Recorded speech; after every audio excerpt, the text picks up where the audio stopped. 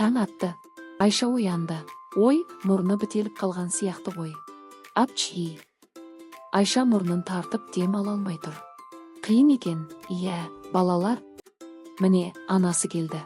Қолында таза қағаз майлық. Кел, Айша, мен саған көрсетейін дейді анасы күлімдеп. Анасы мұрынды қалай дұрыс сіңкіру керегін көрсетіп жатыр.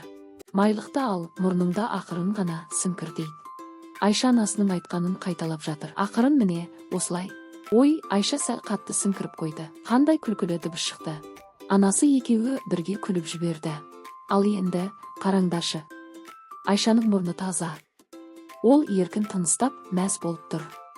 Айша пайдаланған майлықты қоқыс шелегіне тастады. Жарайсың, кішкентай тазалықшы. Анасы Айшаны құшақтап, жарайсың, қызым. Өте жақсы үйрендің, деді. Балалар, есіңде болсын. Мұрында әрқашан майлықпен ақырын сіңкір.